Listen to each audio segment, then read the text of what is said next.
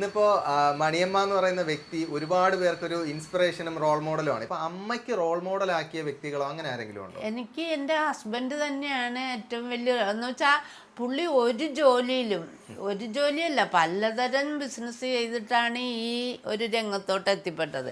അത് ഒന്നും ചെയ്യാൻ ഒരു മടിയോ അങ്ങനെ ഇപ്പോൾ നഷ്ടം വന്നെന്ന് വിചാരിച്ചിട്ട് അങ്ങനെയുള്ള പേടിയോ പിന്നെ അടുത്തത് ചെയ്യാതിരിക്കുവോ അങ്ങനെയൊന്നുമില്ല. ഒരെണ്ണം പോയെങ്കിൽ അടുത്തത് അങ്ങനെ പലതരം ജോലികൾ ചെയ്തിട്ടാണ് ഈ രംഗത്തോട്ട് എത്തിപ്പെട്ടത്. അതായത് ഇതല്ലാതെ വ്യത്യസ്തമായ പല ജോലികൾ. ഒരുപാട് പരിശ്രമം ഉണ്ടായിരുന്നു ഇതിന്റെ പുറകിൽ. തീർച്ചയായിട്ടും ഇവര് മക്കളൊക്കെ ചെറിയ കുട്ടികളായിരിക്കുമ്പോൾ മുതൽ ഇപ്പൊ ഈ ഡ്രൈവിംഗ് സ്കൂളിലോട്ട് അവർ പഠിപ്പിക്കാൻ പോകും. അങ്ങനെ പഠിപ്പിച്ചു കഴിഞ്ഞിട്ടാണ് അവര് പഠിക്കാൻ പോണത്. അതുകൊണ്ട് അവർക്ക് അത് പഠിത്തമൊന്നും വലിയ കൂടുതലായിട്ട് അവർക്ക് കിട്ടിയിട്ടില്ല. ഇപ്പൊ അവരുടെ മക്കളെ നമുക്ക് പഠിപ്പിക്കാൻ കഴിയുന്നുണ്ട്. അവരും പക്ഷെ ഇതിൽ ഇൻവോൾവ് ആണ് ഇപ്പോഴും. ഇതിൻ്റെ തന്നെ പല കാര്യങ്ങളുണ്ടല്ലോ. അപ്പോൾ അങ്ങനെ ഉള്ള ഓരോ രംഗത്തും അവരും ഭയങ്കര സപ്പോർട്ടാണ്. A to Z driving school അല്ലേ?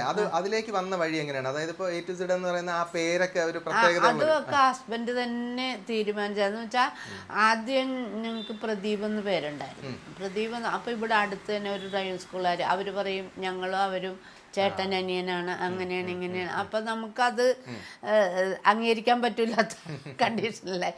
അപ്പോൾ ഈ A to Z പേര് സെലക്ട് ചെയ്ത് ഇത് ആർക്കും കൊടുക്കാൻ പാടില്ലെന്ന് ഉള്ള ആ ലൈസൻസും കൂടി നമ്മൾ എടുത്തിട്ട് രജിസ്ട്രേഷൻ ചെയ്തു അല്ലേ? അതെ. A മുതൽ Z വരെ അങ്ങനെ. അതായത് ഡ്രൈവിംഗിന്റെ എല്ലാ കാര്യങ്ങളും ഇവിടെ തന്നെ ആ പേര് ആർക്കും കൊടുക്കാൻ പാടില്ല എന്നുള്ളത് നമ്മുടെ പേര് നമുക്ക് തന്നെ രജിസ്റ്റർ ചെയ്യുക. ഇപ്പൊ ഇന്നത്തെ കാലത്ത് പോലും ഡ്രൈവിംഗ് സ്കൂളുകൾ ഒരുപാട് കോമൺ അല്ല, ഉണ്ട് ഇല്ലെന്നല്ല ഞാൻ പറയുന്നത്. പക്ഷെ ഇപ്പൊ നമ്മള് പല ബിസിനസ്സുകൾ നോക്കുന്ന പോലെ അത്ര കണ്ട് കോമൺ അല്ല. അപ്പോ അന്നത്തെ കാലത്ത് എങ്ങനെയാണ് ഈ ഒരു ഐഡിയ മനസ്സിൽ വരുന്നത്? അത് ഹസ്ബൻഡ് തന്നെ ചെയ്തിട്ടുള്ളതാണ്. പിന്നെ മക്കളും കൂടി സപ്പോർട്ടായി. ഇപ്പൊ പേരക്കുട്ടി ബിസിനസ് മാർക്കറ്റിംഗ് ആണ്. അയാള് ഈ ഇൻസ്റ്റിറ്റ്യൂട്ട് ഏതെല്ലാം തരത്തില് എങ്ങനെയെല്ലാം ഇമ്പ്രൂവ് ആക്കാവോ അതിനു വേണ്ടി അയാള് എല്ലാ രാജ്യങ്ങളിലും ഒക്കെ പോയി ഇതെല്ലാം പഠിച്ചുകൊണ്ടിരിക്കണം. ഇപ്പോഴും പഠിച്ചുകൊണ്ടിരിക്കണം. അതായത് അതിന്റെ ആധുനിക സജ്ജീകരണങ്ങളെല്ലാം കൊണ്ടുവരികയാണ് അല്ലേ വിദേശ രാജ്യങ്ങളിലൊക്കെ ഉള്ളത്. ഇപ്പൊ നമ്മള് തന്നെ ഇപ്പൊ ഡിപ്ലോമ കോഴ്സുകൾ തുടങ്ങിയിട്ടുണ്ട്. അങ്ങനെ പലതരം കോഴ്സുകൾ, 1 വർഷത്തെ കോഴ്സ്, 6 മാസത്തെ കോഴ്സ്, 3 മാസത്തെ കോഴ്സ്, അങ്ങനെ ഡ്രൈവിംഗ് പഠിപ്പിച്ച് അങ്ങനെ വെറുതെ ലൈസൻസ് എടുത്ത് പോണ ആ ഒരു കാര്യത്തിലല്ല. അല്ലാത്ത തന്നെതായ ധാരാളം കാര്യങ്ങൾ ഈ ഇപ്പൊ അത് കൊച്ചുമകന്റെയും കൂടി ഈ നോട്ടത്തിലാണ് അത് ഇത്രയും വളർന്നിട്ടുള്ളത്. അപ്പൊ നമ്മുടെ നാട്ടിലും വിദേശത്തുമായിട്ട് ഒരുപാട് ജോലി സാധ്യതകളും കൂടെ ഉണ്ട്. വിദേശത്തുള്ള ധാരാളം കമ്പനിക്കാർ നമ്മളെ അപ്രോച്ച് ചെയ്യുന്നുണ്ട്. അത് റിക്രൂട്ട് ചെയ്യുമ്പോൾ നമ്മൾ അവർക്ക് സ്പേസ് കൊടുക്കും, നമ്മൾ വണ്ടി കൊടുക്കും. ഇത്ര അധികം വണ്ടികൾ ഒന്നിച്ചുള്ള ഒരു വേറെ ഇൻസ്റ്റിറ്റ്യൂട്ട് ഇല്ല. ചിലടത്ത് ഫോർക്ക് ലിഫ്റ്റ് ഉണ്ടാവും, ചിലടത്ത് JCB ഉണ്ടാവും, ചിലടത്ത് ക്രെയിൻ ഉണ്ടാവും, ചിലടത്ത് റഫ് ട്രെയിൻ ക്രെയിൻ ഉണ്ടാവും. പക്ഷെ എല്ലാം കൂടി ഒന്നിച്ചുള്ള ഒരു ഇന്ത്യയിലെ ഏക സ്ഥാപനം എന്ന് വേണമെങ്കിലും നമുക്ക് പറയാം. അതുപോലെ തന്നെ കേരളത്തിൽ ആദ്യത്തെ ഹെവി ഡ്രൈവിംഗ് സ്കൂൾ തുടങ്ങിയത് എൻ്റെ പേരിലാണ്. അതുകൊണ്ടാണ് ഞാൻ ഈ രംഗത്തോട്ട് എത്തിപ്പെടാൻ വന്നത്. അതെന്ന് വെച്ചാൽ നമുക്ക് കേരളത്തിൽ ഹെവി ഡ്രൈവിംഗ് സ്കൂൾ ഉണ്ടായിരുന്നില്ല. നമ്മൾ ഈ ഐലൻഡ് എന്ന് പറഞ്ഞാൽ ട്രാൻസ്പോർട്ടിങ് ആയിരുന്നല്ലോ. അപ്പോൾ ഷിപ്പിൽ വരുന്ന സാധനങ്ങൾ ട്രാൻസ്പോർട്ട് ചെയ്യണം. ഇപ്പോൾ എല്ലാ സ്ഥലത്തോട്ടും, കൊല്ലത്തോട്ടും അങ്ങോട്ട് എല്ലായിടത്തോട്ടും ട്രാൻസ്പോർട്ട് ചെയ്യണത് ഐലൻഡിൽ നിന്നായിരുന്നു. അപ്പോൾ ലോറി ഡ്രൈവേഴ്സിനെയാണ് കൂടുതൽ ആവശ്യമുള്ളത്. അന്നൊക്കെ ഈ ലോറി ഡ്രൈവർ അല്ലെങ്കിൽ അങ്ങനെ പറയുമ്പോൾ ക്വാളിഫിക്കേഷൻ തീരെ കുറഞ്ഞ ആൾക്കാരാണ് ഡ്രൈവിംഗ് പഠിക്കാൻ പോണെന്ന് ആ ഒരു അന്നത്തെ ആ ഒരു ചിന്ത. വലിയ വിദ്യാഭ്യാസം ഇല്ലെങ്കിൽ പിന്നെ അടുത്ത പണിക്ക് കാശ് കൂടുതൽ കിട്ടണ പണി എന്ന് പറഞ്ഞാൽ ഡ്രൈവറാണ്. അന്ന് ഈ ഡ്രൈവിംഗ് ലൈസൻസ് കിട്ടാനില്ല കേരളത്തിൽ. അത് മംഗലാപുരത്ത് പോയിട്ട് വേണം ഡ്രൈവിംഗ് ലൈസൻസ് എടുക്കാൻ. അപ്പം നമ്മളിവിടെ പഠിപ്പിച്ചു കൊടുത്ത് മംഗലാപുരത്ത് ആൾക്കാരെ വിട്ട് അത് വളരെ എക്സ്പെൻസീവ്. അവിടെ പോയി പിന്നെ ട്രാൻസ്പോർട്ട് ചെലവും ഉണ്ടല്ലോ.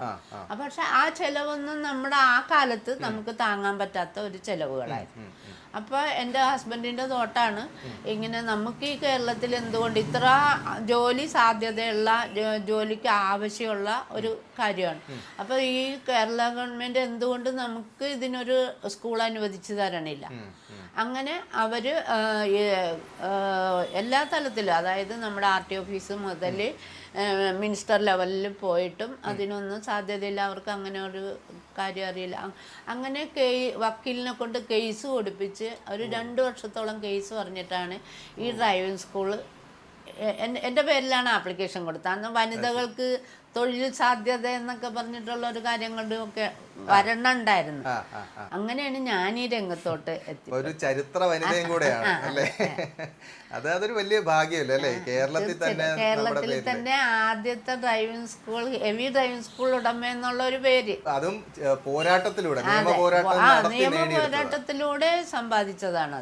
അത് കഴിഞ്ഞിട്ടാണ് വേറെയുള്ള ആൾക്കാർക്ക് ലൈസൻസ് കിട്ടിയിട്ടുള്ളത്. പക്ഷെ ആദ്യത്തെ ഇന്നിപ്പോ ഒരുപാട് പേരുണ്ടോ അത്തരം രംഗത്ത്? ഒരുപാട് ഉണ്ട്. ഹെവി ഡ്രൈവിംഗ് സ്കൂളൊക്കെ ധാരാളം ഉണ്ട്. പക്ഷെ ഈ എക്യുപ്മെന്റ്സ് എല്ലാം ഇപ്പൊ എൻ്റെ ഒരു മോൻ കൺസ്ട്രക്ഷൻ ഫീൽഡിലാണ്. അച്ഛൻ തന്നെ തുടങ്ങി വെച്ചതാണ് കൺസ്ട്രക്ഷൻ. അച്ഛൻ തന്നെ തുടങ്ങി വെച്ചതാണ്. അപ്പൊ ആ കൺസ്ട്രക്ഷൻ ഫീൽഡിലോട്ട് നമുക്ക് ധാരാളം വണ്ടികൾ വേണം. ക്രെയിൻ, ഫോർക്ക് ലിഫ്റ്റ്, പിന്നെ റഫ് ടെറൈൻ ക്രെയിൻ, അങ്ങനെ കുറേ തരം ക്രെയിനുകളൊക്കെ ഉണ്ട്. അപ്പം അതുകൊണ്ടാണ് നമുക്ക് ഇത്ര അധികം വണ്ടികളെ പഠിപ്പിക്കാനും. ഇല്ല, നമ്മൾ ഒരു കൂട്ടര് മാത്രം ചിന്തിച്ചാൽ അടുക്കാൻ പറ്റാത്ത അത്ര കാര്യങ്ങളുണ്ട്. അപ്പൊ ഇതെല്ലാം കൂടി ഉള്ളത് കൊണ്ടാണ് നമുക്ക് ഇതെല്ലാം മാനേജ് ചെയ്ത് പോകാൻ പറ്റും. അപ്പോൾ അത് ശരിക്കും പറഞ്ഞാൽ ഒരുപാട് സ്റ്റുഡൻസ് ഇപ്പൊ നമ്മളെ ട്രസ്റ്റ് ചെയ്ത് വരും. ഇപ്പൊ അമ്മ എന്നുള്ളൊരു വലിയൊരു ബ്രാൻഡാണ്. ഇപ്പൊ നമ്മള് ഇപ്പൊ ആ ഒരു സ്ഥാപനത്തിന്റെ തന്നെ ഒരു ബ്രാൻഡ് അംബാസഡർ അമ്മയാണ് അല്ലേ? അതൊരു വലിയ ഭാഗ്യമല്ലേ? കാര്യം അത് തീർച്ചയായിട്ടും ഒന്നും പ്രതീക്ഷിക്കാതെ വന്നിട്ടുള്ള കാര്യങ്ങളാണ്. അല്ലാതെ ഇതൊക്കെ എൻ്റെ മോളിലോട്ട് ചാർത്തപ്പെട്ടതാണെന്ന് വേണമെങ്കിൽ പറയാം. അത് ഏത് കാലഘട്ടം മുതലാണ് അങ്ങനെ ഒരു ഇത് വന്നു തുടങ്ങിയത്? 2014 ഞാൻ ഈ എല്ലാ വണ്ടികളുടെയും ലൈസൻസ് ആയത്. അത് കഴിഞ്ഞിട്ട് പിന്നെ ആസാഡസ് എടുത്ത് എനിക്കൊരു വിദ്യാഭ്യാസം ഇല്ലെന്നുള്ളൊരു തോന്നൽ എൻ്റെ മനസ്സിലുണ്ടായിരുന്നു. അതിന് ശേഷമാണ് ഇപ്പോൾ 2023 ഓട്ടോമൊബൈൽ ഡിപ്ലോമ കളമശ്ശേരി പോളിടെക്നിക്കിൽ പോയി 1 വർഷത്തെ കോഴ്സ് പഠിച്ച് ആ ലൈസൻസ് കിട്ടി. ആസാഡസിന്റെ ലൈസൻസ് കിട്ടി. അതൊക്കെ എനിക്ക് 2023 അത് പിന്നെയും പഠിച്ചു.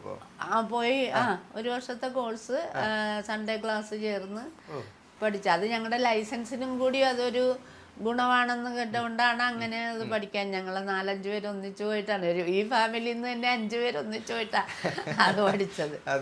അപ്പൊ അതൊക്കെ പാസ്സായ ആ ലൈസൻസ് ഒക്കെ കിട്ടിയത് വളരെ ഒരു ഭാഗ്യമായിട്ടാണ് കരുതുന്നത്. 100%. ഇപ്പോഴത്തെ തലമുറയിൽ അത്രയും ഇതല്ലാത്തവർക്ക് പോലും പുതിയൊരു സാധനം പഠിക്കാൻ പോയില്ല. ഇപ്പം മടിയാ വയ്യ എന്ന് പറഞ്ഞിരിക്കുന്ന ആളുകളാണ് ഉള്ളത്. അപ്പോൾ അമ്മ ഈ ഏജിലും ഇതെല്ലാം പഠിച്ച് പിന്നെയും അല്ലേ അപ്ഡേറ്റഡ് ആയിക്കൊണ്ടിരിക്കുകയാണ് ഇതിൽ. അതൊരു വലിയൊരു സന്തോഷമാണ് അങ്ങനെയുള്ള ആളുകളെ കാണാൻ പറ്റുക എന്നുള്ളത്. അമ്മ എപ്പോഴും ഇങ്ങനെ ഒരു ചിരിച്ച മുഖമായിട്ടാണ് എപ്പോഴും ഇരിക്കുന്നത്. അമ്മ എപ്പോഴും ഇങ്ങനെ തന്നെയാണോ? ശരിക്കും എപ്പോഴും ഇങ്ങനെ ചിരി ആൾക്കാരെ കാണുമ്പോൾ മാത്രമേ ഉള്ളൂ. ചിരിപ്പിക്കുന്നത് എൻ്റെ കൊച്ചുമോനാ. ചിരി ചിരി ചിരി എന്ന് പറഞ്ഞുകൊണ്ടിരിക്കും. അതൊരു എനിക്ക് തോന്നുന്നു ചിലപ്പോൾ നമ്മൾ ഈ ഒരു ഏജിൽ നമ്മൾ അങ്ങനെ ആക്റ്റീവായി നിൽക്കുന്നതിൻ്റെ ഒരു തീർച്ചയായിട്ടും. പിന്നെ എനിക്ക് അടങ്ങിയിരിക്കുന്ന സ്വഭാവം ഇല്ല. കുറച്ച് എപ്പോഴും എന്തെങ്കിലും ചെയ്തുകൊണ്ടിരിക്കണമെന്നുള്ളതാണ്. അപ്പോൾ ഇതിന്റെ ബിസിനസിന്റെ കാര്യങ്ങളിൽ അമ്മ ഇൻവോൾവ് ആണോ? പല കാര്യങ്ങളും അവരെന്നെയാണ് ഏൽപ്പിക്കുക. ഇപ്പൊ സ്റ്റാഫൊക്കെ ഉണ്ട്, അവരൊക്കെ വരും. നേരത്തെ ഇവിടെ തന്നെ ആയിരുന്നു കൂടുതൽ സ്റ്റാഫ് ഉള്ളത്. ഇപ്പൊ ഇവിടെ എല്ലാത്തിനും കമ്പ്യൂട്ടർ വേണമല്ലോ, അതുകൊണ്ടാണ് ഇപ്പൊ അങ്ങോട്ടൊക്കെ മാറ്റിയിട്ടുള്ളത്. കുറെ ബ്രാഞ്ചസ് ഉണ്ട് ഇവിടെ തന്നെ. നമുക്ക് ഒന്നിച്ച് ഒരു സ്ഥലത്ത് അഫോർഡ് ചെയ്യാനായിട്ടുള്ള സ്ഥലം കിട്ടൂലല്ലേ? കൊച്ചിയിലൊക്കെ എന്ന് പറയുമ്പോൾ സ്ഥലം ഭയങ്കര വിലയല്ലേ. അപ്പോൾ പല സ്ഥലത്തായിട്ടുണ്ട് ഇതിൻ്റെ യൂണിറ്റ്. അപ്പം എന്നാലും ഒരുവിധമുള്ള എല്ലാ കാര്യങ്ങളും ഞാൻ അറിയും.